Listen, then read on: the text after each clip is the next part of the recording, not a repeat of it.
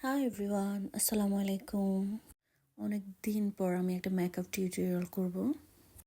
তাও আমার মডেল হচ্ছে আমার ফ্রেন্ড, আমার বেস্টি। মূলত আমি লং টাইম কোনো মেকআপ নিজের উপর অ্যাপ্লাই করি না, প্লাস অন্য কাউকেও করে দিই না। আমি বাংলাদেশ থেকে একটা ছোট মেকআপ ক্লাস করেছি, এখন ইউকেতে আসার পরও একটা করতেছি। ওটা বাংলাদেশ থেকে আমি অনলাইনে করতেছি। অলমোস্ট কিছুটা শেষ হয়ে গেছে আর কিছুটা বাকি আছে, কিন্তু আমি অসুস্থতার কারণে আমি ফুল কোর্স কমপ্লিট করতে পারি নাই। সামনে ইনশাল্লাহ করব। তো অনেক দিন পর চিন্তা করতেছি আমার বেস্টিকে একটু সাজাই দিই। আসলে মেকআপের কোনো রুলস আমি মনে করি নাই, যে যার মতো করে স্টার্ট করতে পারে। কেউ হয়তো বা আইব্রোস থেকে স্টার্ট করে, কেউ বেস থেকে স্টার্ট করে, কেউ হয়তো বা যার যে মানে রুচি অনুযায়ী সে একজন একটা থেকে স্টার্ট করে। এখানে কোনো বাধ্যতামূলক কোনো নিয়ম নাই যে আপনাকে আগে এটাই করতে হবে। আর মেকআপের আমার মনে হয় বেসটা যত বেশি সুন্দর হবে আপনার মেকআপটা তত বেশি ফ্ললেস হবে।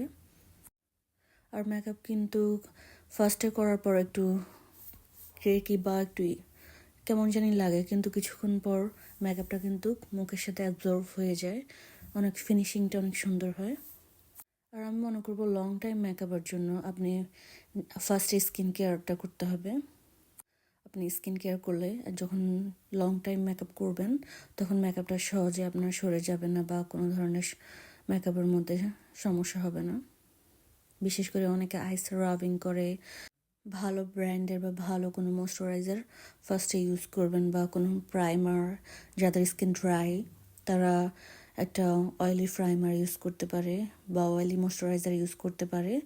কিছুক্ষণ ময়শ্চারাইজার ইউজ করে বসে থাকলে বা লিপসে একটু লিপ বাম দিতে পারে, তাহলে মূলত মেকআপ করার পর মেকআপটা অনেক সুন্দর লাগে বা ফ্ললেস লাগে।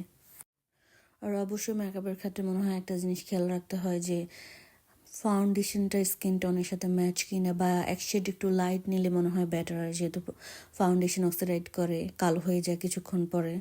আর কনসিলারটা একটু লাইট কালার নেওয়ার জন্য। আর যাদের মুখে স্পট আছে বা তারা কারেক্টার ইউজ করলে বা দেখা যায় একটু ডার্ক কালার কনসিলার ইউজ করলে মেকআপটা অনেক বেশি সুন্দর হয়।